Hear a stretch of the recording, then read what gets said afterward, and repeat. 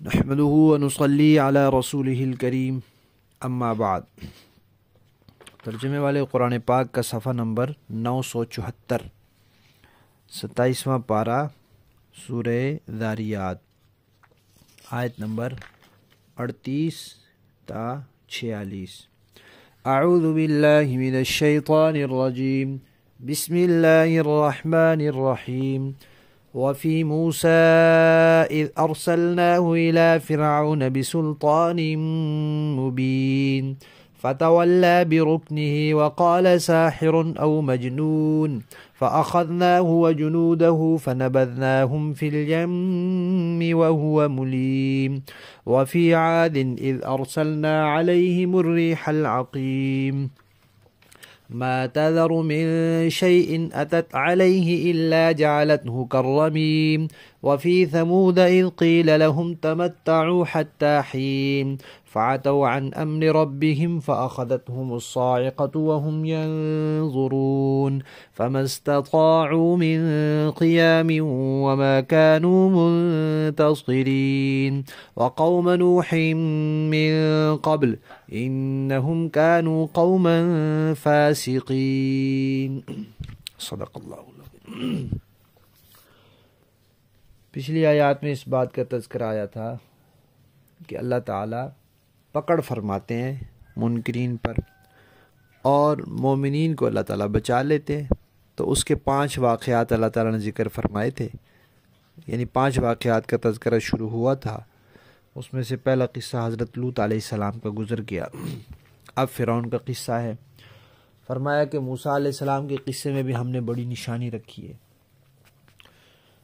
ان کو ہم نے بھیجا فرعون کی طرف اور روشن دلیل دے کر، واضح دلیل تھی ان کے پاس، معجزہ تھا، لیکن فرعون نے روح گردانی کی، سرکشی کی، نافرمانی کی، اپنی جو سلطنت کے ارکان تھے ان کو بھی ساتھ ملایا اور انکار کیا کہ ہم نہیں مانیں گے۔ اور موسیٰ علیہ السلام کے بارے میں کہا کہ یہ جادوگر ہے، یہ جو معجزات دکھلاتا ہے نا، یہ جادو کی چیزیں ہیں، اور کہا کہ یہ دیوانہ ہے جو ایسی باتیں کرتا ہے کہ ہم اپنے باپ دادوں کے دین کو چھوڑ دیں۔ تو اللہ فرماتے ہیں ہم نے اس کو بھی پکڑا، اس کے لشکر کو بھی پکڑا، اور ہم نے انہیں دریا میں پھینک دیا، اور وہ ملامت زدہ تھا، یعنی انہوں نے کام ہی ایسے کیے تھے کہ جن پر ملامت ہوتی، تو ان پر ملامت ہی ملامت۔ دوسرا قصہ قوم عاد کا ہے، جن کی طرف اللہ تعالیٰ نے ہود علیہ السلام کو بھیجا تھا۔ اللہ فرماتے ہیں ہم نے ان کے اوپر ہوا بھیجی، آندھی تھی۔ العقیم کا لفظ بولا ہے، عقیم کہتے ہیں بانجھ کو جس کی اولاد نہ ہو، تو وہ ہوا تھی جس سے کوئی خیر نہیں نکلی، ہر طرح سے خیر و برکت سے بالکل خالی۔ تو جو ایسی چیز ہو خیر و برکت سے خالی ہو اس کو منحوس کہا جاتا ہے، تو وہ نامبارک اور منحوس ثابت ہوئی ان کے لیے، ان کے اعمال کی وجہ سے۔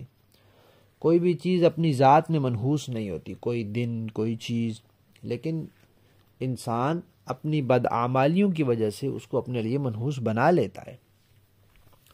اللہ فرماتے ہیں کہ وہ جو ہوا ان پر چلائی تھی اس کی ایک خاصیت تھی۔ عام طور پہ انسان جب فوت ہو جاتا ہے تو فوراً سے اس کی ہڈیاں نہیں گلتی، بلکہ بڑا وقت لگتا ہے، کافی عرصے بعد جا کے اس کی ہڈیاں جو ہیں وہ چورا ہونی شروع ہوتی ہیں، گلنی شروع ہوتی ہیں، مٹی ہونی شروع ہوتی ہیں۔ لیکن اس ہوا کی خصوصیت یہ تھی کہ وہ جس چیز پر سے گزرتی تھی اس کو گلا کے رکھ دیتی تھی، چورا چورا، ریزہ ریزہ کر دیتی تھی ہوا۔ تو اس کے بارے میں فرمایا کہ جس چیز پر سے گزرتی تھی اسے ایسے کر دیتی تھی جیسے گلی سڑی ہوئی ہڈی ہوتی ہے، یعنی ریزہ ریزہ کر دیتی تھی۔ اس کے بعد قوم سمود کا قصہ بتایا، جن کی طرف صالح علیہ السلام آئے تھے، اور ان کو کہا گیا تھا کہ تم نے اونٹنی کا مطالبہ کیا تھا، اونٹنی اللہ نے دکھا دی، اور پھر تم نے اس کو قتل کیا، تو اب اللہ کا عذاب آئے گا، 3 دن تم بس مزے کر لو۔ تو عذاب کی دھمکی کے بعد ان کی سرکشی اور بڑھ گئی۔ اس کا تذکرہ کیا کہ قوم سمود کے قصے میں بھی اللہ نے بڑی عبرت رکھی ہے۔ جب ان سے کہا گیا کہ ایک وقت تک تم فائدہ اٹھا لو تو انہوں نے اپنے رب کے حکم کی نافرمانی کی اور سرکشی کی، بغاوت کی۔ اللہ فرماتے ہیں پھر ان کو ایک چیخ نے پکڑ لیا اور وہ دیکھتے ہی رہ گئے۔ پھر جب چیخ نے ان کو پکڑا تو نہ وہ کھڑے ہو سکے اور نہ بدلہ کیا لے سکتے؟ اللہ سے کوئی بدلہ لے سکتا ہے؟ کسی کو مدد کے لیے بھی نہیں بلا سکے۔ یہ 4 قصے ہو گئے۔ پہلا قصہ حضرت لوط علیہ السلام کی قوم کا، دوسرا فرعون کا، تیسرا قوم عاد کا اور چوتھا قوم سمود کا۔ اب آخری 5واں قصہ ہے جو ایک جملے میں بس اشارہ کیا ہے کہ نوح علیہ السلام کی قوم، ان کو بھی اللہ نے ان لوگوں سے پہلے ہلاک کیا۔ کیوں؟ وہ نافرمان لوگ تھے، توحید نہیں مانتے تھے، رسالت نہیں مانتے تھے، قیامت نہیں مانتے تھے، تو اللہ تعالیٰ نے ان کو ہلاک کر دیا۔ تو یہاں 5 نمونے گویا کے ذکر کر کے اللہ تعالیٰ نے بتلایا ہے کہ مکہ والوں اور قیامت تک آنے والے انسانوں، اللہ تعالیٰ کا دستور یہ ہے کہ جب مہلت ختم ہو جاتی ہے تو اللہ تعالیٰ پکڑ کر لیتے ہیں، عذاب بھیج دیتے ہیں، اور اس وقت پھر کوئی ان کو بچا نہیں سکتا اور کوئی اللہ کے عذاب سے بھاگ نہیں سکتا۔ لفظی معنی دیکھیے، وفی موسیٰ، اور موسیٰ علیہ السلام میں بھی، یعنی موسیٰ علیہ السلام کے قصے میں کیا چیز موسیٰ علیہ السلام کے قصے میں پیچھے گزر چکا ہے کہ آیا، نشانی ہے، عبرت ہے۔ اذ ارسلناہ، جب ہم نے بھیجا موسیٰ علیہ السلام کو، الی فرعون، فرعون کی طرف، بسلطان، دلیل کے ساتھ، مبین، کھلی روشن دلیل، واضح، فتولا، تو اس نے حکم کی خلاف ورزی کی، منہ موڑا، اعراض کیا، نہیں مانا، برکنہ، اپنے رکن کے ساتھ۔ رکن سے مراد قوت بھی ہو سکتی ہے کہ وہ قوت والا تھا، زوراور تھا، بادشاہ تھا، اور اس سے مراد اس کے سلطنت کے اراکین بھی ہو سکتے ہیں کہ اپنے اراکین سلطنت کے ساتھ اس نے سرکشی کی۔ وقال، اور کہا موسیٰ علیہ السلام کے بارے میں کہ ساحر، یہ جادوگر ہے، او مجنون، یا کیا ہے، دیوانہ ہے۔ فاخذناہ، تو ہم نے پکڑا اسے، وجنودہ، اور اس کے لشکر کو، فنبذناہم، پھر ہم نے ان سب کو پھینک دیا، فی الیم، دریا میں، وہو ملیم، اور وہ ملامت زدہ تھا۔ وفی عاد، اور قوم عاد میں بھی اللہ تعالیٰ نے نشانی رکھی ہے، اذ، جب، ارسلنا، ہم نے بھیجا علیہم، ان پر، الریح، ہوا کو، آندھی کو، العقیم، نامبارک، ما تذرو، نہیں چھوڑتی تھی، من شیء، کسی چیز کو، اتت، کہ گزرتی تھی، علیہ، جس پر وہ ہوا، الا، مگر، جعلتہ، کر دیتی تھی اس کو، کرمیم، گلی ہوئی ہڈی کی طرح، یعنی چورا چورا۔ وفی ثمود، اور قوم ثمود میں بھی اللہ نے عبرت کی نشانی رکھی ہے، اذ، جب، قیل، کہا گیا، لہم، ان سے، تمتعوا، فائدہ اٹھا لو، حتی حین، ایک وقت تک، فعتوا، تو انہوں نے سرکشی کی، عن امر ربہم، اپنے پروردگار کے حکم سے، فاخذتہم، تو پکڑ لیا ان کو، الصاعقۃ، ایک کڑک نے، وہم ینظرون، اور وہ دیکھ رہے تھے، فما استطاعوا، تو نہ طاقت رہی ان میں، نہ استطاعت رکھی انہوں نے، من قیام، کھڑے ہونے کی، وما کانوا، اور نہ تھے وہ، منتصرین، بدلہ لینے والے۔ وقوم نوح، اور نوح علیہ السلام کی قوم، یعنی ان کو بھی ہم نے ہلاک کیا، من قبل، اس سے پہلے، ان سب سے پہلے آئے تھے نوح علیہ السلام، یعنی فرعون سے بھی پہلے، قوم عاد سے بھی پہلے، قوم سمود سے بھی پہلے، ان سب سے پہلے آئے تھے۔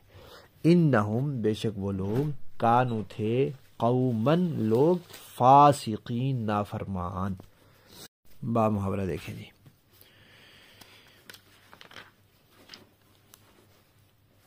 وفی موسیٰ اذ ارسلناہ الی فرعون بسلطان مبین، اور موسیٰ علیہ السلام کے واقعے میں بھی ہم نے ایسی ہی نشانی چھوڑی تھی جب ہم نے انہیں ایک کھلی ہوئی دلیل کے ساتھ فرعون کے پاس بھیجا تھا۔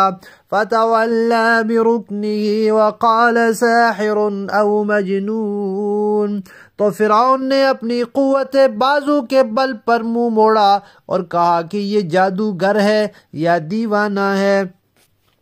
فَأَخَذْنَاهُ وَجُنُودَهُ فَنَبَذْنَاهُمْ فِي الْيَمِّ وَهُوَ مُلِيمٌ، چنانچہ ہم نے اسے اور اس کے لشکر کو پکڑا اور سب کو سمندر میں پھینک دیا اور وہ تھا ہی ملامت کے لائق۔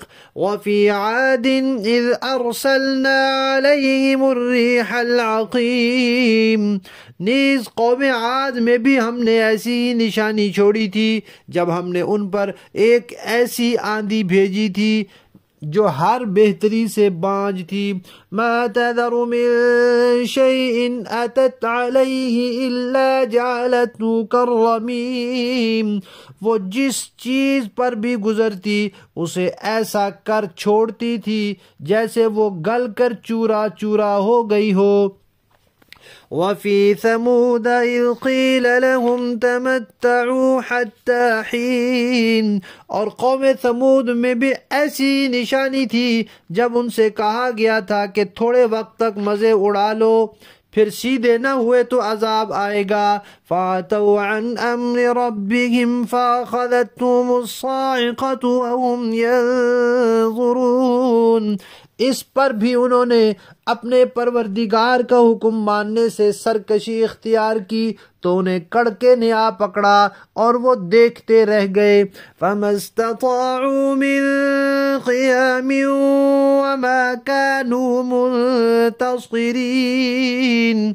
نتیجہ یہ کہ نہ تو ان میں یہ سکت رہی کہ کھڑے ہو سکیں اور نہ وہ اس قابل تھے کہ اپنا بچاؤ کرتے۔ وَقَوْمَ نُوحٍ مِّن قَبْلُ إِنَّهُمْ كَانُوا قَوْمًا فَاسِقِينَ، اور اس سے بھی پہلے نوح علیہ السلام کی قوم کو بھی ہم نے پکڑ میں لیا تھا، یقین جانو وہ بڑے نافرمان لوگ تھے۔ صدق اللہ العظیم۔